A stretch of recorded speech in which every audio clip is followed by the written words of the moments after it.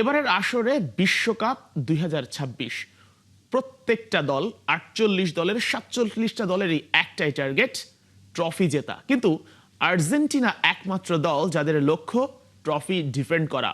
এই মিশনে আর্জেন্টিনা কতটুকু প্রস্তুত? লিওনেল স্কালোনি মেসিদের নিয়ে কি পারবে আরো একবার বিশ্ব জয় করতে? এ বিষয়ে আলোচনা করব। আমার সঙ্গে আছেন আর্জেন্টিনা ফ্যান এবং কন্টেন্ট ক্রিয়েটর হাসিনুর সিদ্দিকী। হাসিনুর, আপনাকে খেলা যোগে স্বাগত জানাচ্ছি। ধন্যবাদ।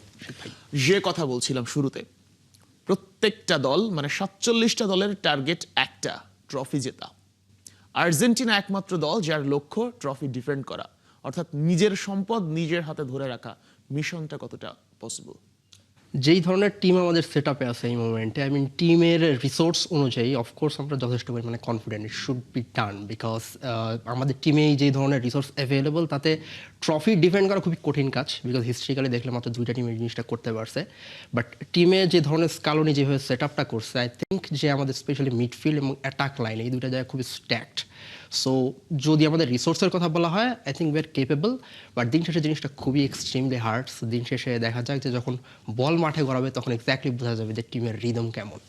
ইতিহাস বলে আর্জেন্টিনার ফরওয়ার্ড লাইন নিয়ে কখনোই চিন্তা করতে হয়নি, কোনো আসরেই চিন্তা করতে হয়নি। মিডফিল্ড নিয়ে একসময় চিন্তা ছিল, এখন ওই চিন্তা নাই। ডিফেন্স আসলে এবারের বিশ্বকাপে আর্জেন্টিনার কতটুকু নড়বড়ে, কিংবা এই নড়বড়ের ভেতরে আসলে কি শক্তিশালী কিনা? এক্স্যাক্টলি এই জায়গায় আসলে অস্বীকার করার কোনো ওয়েই নাই যে পুরা টিমের মাঝখানে যদি দেখি ডিফেন্স লাইন হচ্ছে একমাত্র জায়গা যেই জায়গাতে কনসার্ন অ্যাকচুয়ালি আছে, বিকজ সেম ডিফেন্স লাইন আমরা 2022-এ খেলাইছি এবং এই জায়গাতে কোনো ধরনের চেঞ্জ আমরা দেখতেছি না। প্লেয়ারদের বয়স বেড়ে গেছে, বাট সবচাইতে বড় কনসার্ন প্রবাবলি এইটাই যে আমাদের ডিফেন্স লাইনের ব্যাকআপ কিন্তু খুব একটা ভালো না। ডেপথের জায়গাটাতে ভালো রকমের ঘাটতি আছে। স্পেশালি যদি আমরা কথাবার্তা বলি তাহলে আই থিঙ্ক লেফট ব্যাকের জায়গাটা এমন একটা জায়গা যেই জায়গাতে আমাদের স্টার্টিং পজিশনে যদি তাগলিয়াফিকো খেলে, আই মিন অবভিয়াস চয়েস, এর বাইরে খুব একটা দেখাও যাইতেছে না, তাহলে এই জায়গাতে আমাদের একটা বড় রকমের ঘাটতি থাকবে, বিকজ সে অত বেশি অ্যাটাকিং মাইন্ডেড না। আমরা 22 বিশ্বকাপে যেটা দেখছি যে আকুনিয়া অনেক বেশি ফরওয়ার্ডে যেতে পছন্দ করে, অনেক বেশি উপরে গিয়ে ওভারল্যাপ করে, এবং এই যে অ্যাটাকিং আউটপুট এই জিনিসটা তাগলিয়াফিকোর কাছ থেকে পাওয়া যায় না। অ্যাট দ্য সেম টাইম তার বয়সও 33 হয়ে গেছে, সেই আগের শার্পনেসটাও নাই। অ্যান্ড দেন আমরা যদি তার ক্লাব পারফরমেন্সের দিকে তাকাই, ওই জায়গাতেও মেবি ডিসেন্ট বাট আউটস্ট্যান্ডিং কোনো কিছু না। আই মিন আপনি যদি কথাবার্তা বলেন যে একটা বিশ্বকাপ জয়ী দলের লেফট ব্যাক, ওই জায়গাতে আই থিঙ্ক তাগলিয়াফিকোর দিকে একটা বড় কনসার্ন থাকবেই। অ্যান্ড যেটা বললাম যে এরা হচ্ছে স্টার্টার, যদি আমরা ব্যাকআপের হিসাব করি এই জায়গাতে অবশ্যই প্রবলেম থাকে। ইনফ্যাক্ট আমাদের রাইট ব্যাকের ব্যাকআপের হিসাব করলেও এই জায়গাতে আমাদের চিন্তার আই মিন কপালে ভাঁজ পড়ে যায়, because Molina is there, but গত বিশ্বকাপে যেটা ছিল মলিনা মন্টিয়াল প্রবাবলি খুব কাছাকাছি ছিল যদি আমরা লেভেল বিবেচনা করি, মিনিট শেয়ার করছে। এইবার যখন মন্টিয়াল চলে গেছে আর্জেন্টাইন লিগে খেলতেছে, এই জায়গাতে কিন্তু তার লেভেল অনেক বেশি পরিমাণে ড্রপ করছে। And Molina is still there, এইটা আমাদের জন্য খানিকটা স্বস্তির। বাট যদি কোনো ধরনের ইনজুরি কনসার্ন ঘটে, that will be a huge blow. I mean কোনো ধরনের ব্যাকআপ এই জায়গাতে আর্জেন্টিনা দেখা যাইতেছে না। আচ্ছা, লেফট ব্যাকের কথা বলছিলেন, এখন পর্যন্ত আমরা দেখেছি আসলে তাগলিয়াফিকোর ব্যাকআপ ওইভাবে নাই। স্কালোনি কি এই চিন্তা করবে কিনা যে বার্কো মিডফিল্ডার, বাট বার্কো আমরা দেখেছি ছোটবেলা থেকে সে লেফট ব্যাক হিসেবে বেড়ে উঠেছে, ওই জায়গাতে তাকে সুইচ করার কোনো অপশন আপনি দেখেন কিনা, বা হচ্ছে লেফট ব্যাকে মানে তার শৈশবের পজিশনে ব্যাক করলে সে ভালো করবে কিনা, কি মনে হয়? এই জায়গাটা নিয়ে আমি ফলো করতেছিলাম। স্কালোনির প্রেস কনফারেন্সে খুব ক্লিয়ারলি এই জায়গাতে একটা স্টেটমেন্ট দিচ্ছে যে বার্কো নিয়েই সে বলছে যে বার্কো খুবই অসাধারণ প্লেয়ার, বাট এক্স্যাক্টলি সে যে প্রোফাইলে ক্লাবে খেলে নিজেকে স্ট্যাবলিশ করছে, সো যদি বার্কোকে কনসিডার করতে হয় সে এক্স্যাক্টলি ওই প্রোফাইলের জন্যই কনসিডার করবে। এটা প্রেসে বলা স্কালোনির যে স্টেটমেন্ট, সেইটা অনুযায়ী যেটা বলা যায় যে এইটার চান্স মেবি কম, বিকজ ক্লাবেও সে লেফট ব্যাক হিসেবে খেলতেছে না। রাদার জিনিসটা হয়তো বা এরকম হইতে পারে, নিকো গঞ্জালেসকে উইং ব্যাক হিসেবে খেলিয়ে লেফট ব্যাকের সাইডটা হয়তো বা কাভার আপ করা একটা ট্রাই করতে পারে, বিকজ মেদিনাকে কখনোই ওরকম বেশি ট্রাস্ট করা হয় নাই। So maybe that is the chance যে আমরা দেখতে পাবো যে যদি প্রয়োজন হয় অনেক বেশি work rate there wing back হিসেবে হয়তো বা নিকো গঞ্জালেসকে খেলাচ্ছে। বাট আই রিয়েলি ডাউট যে এইটা স্টার্ট করানোর ক্ষেত্রে হবে কিনা। মেবি ইন গেমে আমরা সাব হিসাবে দেখতে পাবো, বাট দেখা যাক। বিগ ম্যাচে অ্যাকচুয়ালি আর্জেন্টিনার যেটা অনেক বেশি হয় যে এই টিমের সবচাইতে বড় ব্যাপার হচ্ছে ফ্লেক্সিবিলিটি, এবং যে কারণে দেখা যায় প্রত্যেকটা ম্যাচ ওয়াইজ স্কালোনি প্রচুর পরিমাণ চেঞ্জ করে based on opponent and everything. So fixed starting line up maybe আমরা দেখবো না, ইন গেমে হয়তো আমরা দেখতে পাবো চেঞ্জেসগুলো হচ্ছে।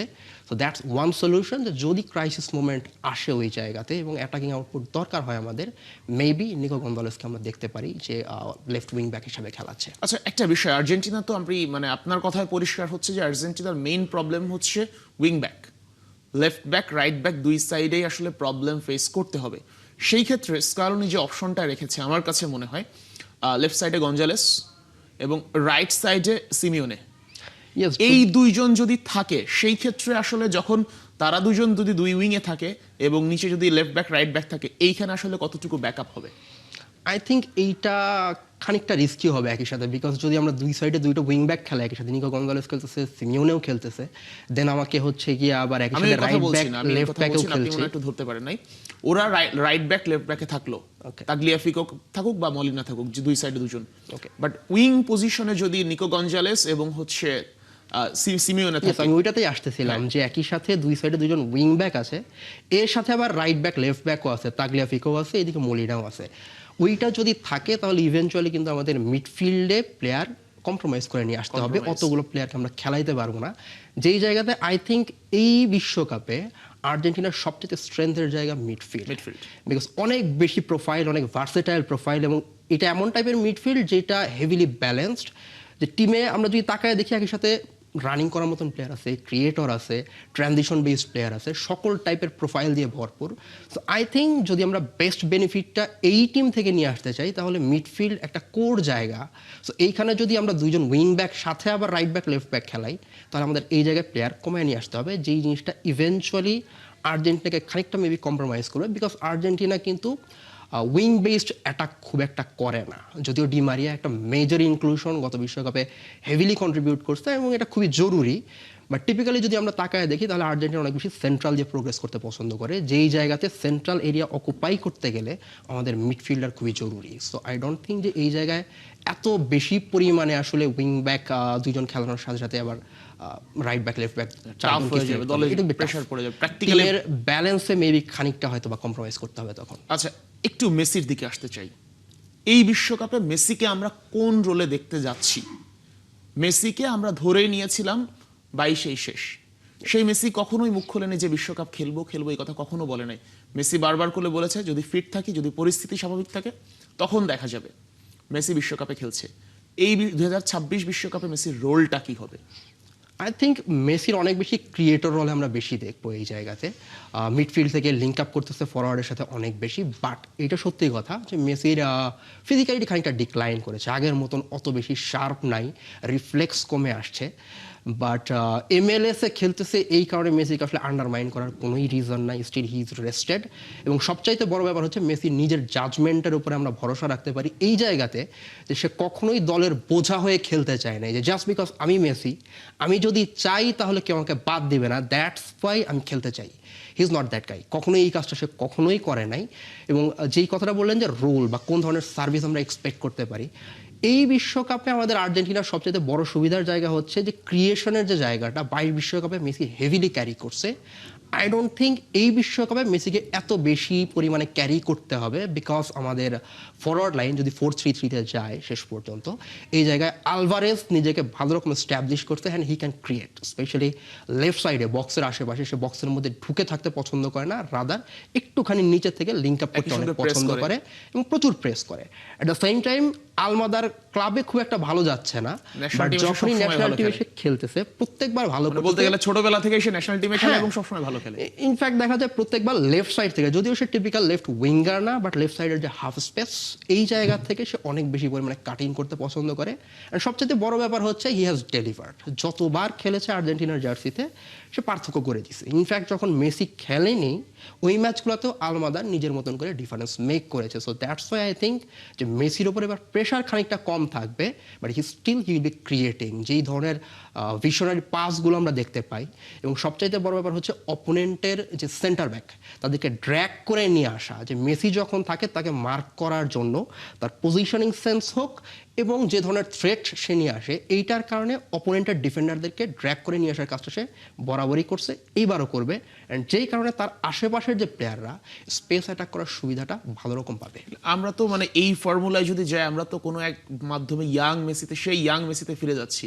যদি ওই ম্যাচটার কথা বলি, রিয়াল মাদ্রিদ বার্সেলোনার ম্যাচটা, যে ম্যাচে আগের রাতে গার্দিওলা ট্যাকটিস সেট করেছিল মেসি খেলবে ফলস নাইনে, এবং মেসি যখন যাবে তখন ডিফেন্ডার আসলে কনফিউজ থাকবে যে আমি কি তার কাছ থেকে বল কাটতে যাব, নাকি সে আমার কাছে আসার পরে আমি তার কাছ থেকে বল নিব। এই রোলটা কি আবারও তাহলে মেসিকে দেখতে পাবো কিনা, যদি মেসি আরো রান কম দৌড়ায় এবং মেসি যদি আরো স্টেবল থেকে খেলে। নিশ্চয়ই মেসির স্ট্রেংথ হয়তো বা কমেছে, কিন্তু পাসিং সেন্স, পাসিং কোয়ালিটি কিংবা হচ্ছে গেম সেন্স কমেনি। অফকোর্স গেম সেন্স বা ইন্টেলিজেন্সের জায়গাটা কখনোই তো ড্রপ করে না। সো ওই জায়গাতে আই থিঙ্ক হয়তো বা 22 বিশ্বকাপে আমরা যেরকম অনেক বেশি নিচে নামতে দেখছি, অনেক বেশি এরিয়া কাভার করতে দেখছি, অত বেশি পরিমাণে একটু এরিয়া হয়তো উপরের দিকে থাকবে। কাভার নাও করতে পারে। বাট দেন এগেইন যেটা বললাম, যে ক্রিয়েটরের যেই বার্ডেনটা, ক্রিয়েশনের যে বার্ডেনটা, এটা যেহেতু কমে আসবে, আই থিঙ্ক এরিয়া যদি কমও কাভার করে, যে এরিয়াটাতে সে থাকবে মেবি আরেকটু উপরের দিকে, যেটা আপনি বললেন যে হয়তো অত বেশি নিচে নাও নামতে পারে, কিন্তু স্টিল দেখা যায় যে ওই সেম কাজগুলোই সে করতেছে, ডিফেন্ডারকে ড্র্যাগ করে নিয়ে আসতেছে, ভিশনারি পাস দিচ্ছে এবং running at the right space at the right moment. যেই জিনিসগুলো আসলে কেউ কাউকে কখনো নিয়ে নিতে পারে না। যতই বয়স বাড়ুক, মেবি স্পিড কমে আসবে, রিফ্লেক্স কমে আসবে, but that intelligence, that vision of football, এই জিনিসটা তো কখনো চলে যাবে না। তো that service will still be available. আচ্ছা, একটু আগে আপনি আনহেল দি মারিয়ার কথা বলছিলেন। এই বিশ্বকাপে আমরা দেখছি যে হচ্ছে যার খেলার কথা ছিলই না, আমি যদি বলি একটা নাম, আপনি কার কথা বলবেন? মানে সিনিয়রদের মধ্যে যারা আগে খেলেছে। সিনিয়রদের মধ্যে আগে খেলেছে ওতামেন্দি, রাইট। ওতামেন্দি যদি এই দলে থাকতে পারে, দি মারিয়া কেন নয়? আই থিঙ্ক এটা ডিমারিয়ার নিজেরও ডিসিশন। বেশ কয়েকবার রুমার ছিল এরকম যে ডিমারিয়াকে ডাকতে পারে, বাট তার মনে হয়েছে যে ওকে, এনাফ ইজ এনাফ, আমি যথেষ্ট সার্ভিস দিয়েছি। বাট দেন এগেন এখানে আরেকটা আর্গুমেন্টও থাকে, যে আমরা যদি দেখি যে ইউজুয়ালি সেন্টার ব্যাক যারা, তারা লম্বা সময় কিন্তু খেলে। আমরা ব্রাজিলেও দেখতে পাইছি যে থিয়াগো সিলভা বা অনেক ডিফেন্ডারই দেখা যায় যে স্টিল 40 পর্যন্ত পুশ করতেছে ক্যারিয়ারে, বিকজ তাদের অত বেশি পরিমাণে স্পিডের উপরে ডিপেন্ড করতে হয় না। তাদের পজিশনিং সেন্স যদি ভালো হয়, তাহলে দেখা যায় যে দে ক্যান কাভার। অনেক সেন্টার ব্যক্তিরই দেখা যায় যে লম্বা ক্যারিয়ার হচ্ছে, ওই তুলনায় যারা ফরওয়ার্ড লাইনে খেলে তারা কিন্তু এত লম্বা ক্যারিয়ার পুশ করতে পারে না। আমরা যেটা দেখতেছি রোনালদো, মেসির ক্ষেত্রে এই জিনিসটা আসলে অ্যাবনর্মাল, নর্মাল যে আসলে সব প্লেয়ারই এরকম হয়। আমরা যদি অন্যান্য প্লেয়ারদের দিকেও তাকাই, অ্যাটাকার যারা, তারা 35-এর পর, যেহেতু তাদের ফিজিক্যালিটি অনেক বেশি ইম্পর্ট্যান্ট এই জায়গাতে, তাদের স্পিডের উপর অনেক বেশি নির্ভর করতে হয়, তো তাদের ডিক্লাইনটা চোখে পড়ে। লেটস সে মারিয়া যেহেতু খেলে উইংয়ে স্পিড খুবই ইম্পর্ট্যান্ট। আমার মার্কারকে বিট করতে হবে, অ্যান্ড আমরা স্পিডের উপরে প্রত্যেকটা উইঙ্গার ডিপেন্ড করে। সো এটা তার নিজের ডিসিশন ছিল। আলটিমেটলি তার মনে হয়েছে যে এনাফ ইজ এনাফ, আমি যথেষ্ট পরিমাণে দিয়েছি, ইটস টাইম টু রিটায়ার। আপনার পয়েন্ট অফ ভিউ থেকে যদি বলি, আমি মানে কন্ট্রিবিউশনের জায়গা থেকে যদি বলি যে ওতামেন্দি যতটুকু কন্ট্রিবিউট করতে পারবে ডিফেন্সে, ঠিক একইভাবে দি মারিয়া কি তার চেয়ে বেশি ফরওয়ার্ড লাইনে যতটুকু সময় খেলতো তার চেয়ে বেশি কন্ট্রিবিউট করতে পারতো কিনা, যদি পজিশনটা আলাদা? হ্যাঁ, আই থিঙ্ক যে সাব হিসাবে হয়তো ইভেন যদি আমরা তার বর্তমান ফর্ম দেখি তার ক্লাবে, হ্যাঁ বর্তমান ফর্মও যথেষ্ট ভালো, but I think impact sub হিসেবে হয়তো একটা রোল প্লে করতে পারতো সে, নট থ্রু আউট 90 মিনিটস, কিন্তু সেই রোলটা হয়তো সে নিতে চায় নাই। বিকজ একই সাথে একটা ব্যাপার থাকে, সেটা হচ্ছে যে আমরা জানি যে Messi pivotal character, but the same time প্রেসিংয়ের কথাবার্তা যদি বলি, মেসির প্রেসিংয়ের ল্যাকিংসটা কাভার আপ করে এই জায়গায় আলভারেস। তো যখন ফরওয়ার্ড লাইনে দুইজন বয়স্ক প্লেয়ার থাকে, তখন ওই যে প্রেসিং অফ দ্য বলের যে ওয়ার্ক রেট, এই জিনিসটা দেওয়ার কাজটা খানিকটা হয়তো বা ইমব্যালেন্স হইতে পারে। তো সেই চিন্তাটা করেই মেবি হয়তো বা ডিমারিয়াও নিজেকে সরায় নিয়েছে, স্কালোনি হয়তো বা খুব একটা প্রেস এই জায়গায় করে নাই। আচ্ছা, তিনটা নাম নিয়ে আমরা একটু আলোচনা করতে চাই, যে তিনজনকে চাইলে বিশ্বকাপে স্কোয়াডে রাখতে পারতেন স্কালোনি: সেনেসি, মাতিয়াস সোলে এবং এমিলিয়ানো বুয়েন্দিয়া। এই তিনজনের কে আসলেই কি দরকার ছিল কিনা ওয়ার্ল্ড কাপ টিমে আর্জেন্টিনার? আই থিঙ্ক এই জায়গাতে দেশমের একটা কোটেশন এই জায়গায় আমি ইনক্লুড করে দিই। ও এবার ফ্রান্স বিশ্বকাপ সিলেক্ট করার সময় সে বলেছে যে আমি যে টিমটা সিলেক্ট করেছি বিষয়টা এমন না যে এরা হচ্ছে গিয়ে ইন্ডিভিজুয়ালি 26 জন সেরা প্লেয়ার, রাদার আমার যে ভিশন আছে সেই জিনিসটাকে ইমপ্লিমেন্ট করার জন্য এই 26টা প্রোফাইল আমার জরুরি। সো ওই দৃষ্টিকোণ থেকে দেখলে আই থিঙ্ক স্কালোনি বরাবরই যেটা করেছে একদম শুরু থেকে সোলোকে বেশ নেগলেক্টই করেছে। আমাদের আর্জেন্টাইন ফ্যান যারা আছে সবারই মনে হয়েছে যে সোলো ইজ দ্যাট ক্যারেক্টার যে কন্টিনিউয়ালি এবং পারফর্ম করে সবাই মনে যাচ্ছে। করছে যে সোলা হচ্ছে দি মারিয়ার একজন রিপ্লেস হবে। হ্যাঁ, সো তারপরেও তাকে কেন নেওয়া হচ্ছে না? সো মেবি এই জায়গাতে একটা মেজর কনসার্ন হচ্ছে যে ইন্ডিভিজুয়াল ব্রিলিয়ান্সের জায়গাটা অস্বীকার করার জায়গা নেই, কখনোই ডিসরেসপেক্ট করেন স্কালোনি, বাট তার যে ভিশন সে যেভাবে আসলে গেমটা বা টিমটা সেট আপ করতে চায় সেই জায়গাতে সোলের হয়তো বা জায়গাটা হয় নাই। হইতে পারে এই জায়গাতে যে পজিশনাল ক্ল্যাশের একটা ব্যাপার আছে, যেই জায়গাতে আমরা এর আগে দেখেছি ডিবালার নিজের career, is a great character, দুর্দান্ত প্লেয়ার, কিন্তু যেটা হয়েছে যে দিন শেষে মেসির সাথে তার পজিশনটা ক্ল্যাশ করার কারণে নেওয়া যায় নাই। বুয়েন্দিয়ার ক্ষেত্রে আই এম নট শিওর কেন এই জায়গাটাতে হইতে পারে, তার মনে হয়েছে এই জায়গাটা ওয়েল কাভার্ড, যদিও লেফট সাইড থেকে আমার নিজের কাছে মনে হয় যে বুয়েন্দিয়া পিক হইতে পারতো, দারুণ প্রোফাইল, দারুণ ফর্মে ছিল। পেয়ে গেছি। হ্যাঁ, সো হাসিনুর আপনাকে ধন্যবাদ, আমাদের সঙ্গে যুক্ত হয়েছিলেন, অনেক তথ্য আসলে আপনার কাছ থেকে জানলাম। ধন্যবাদ।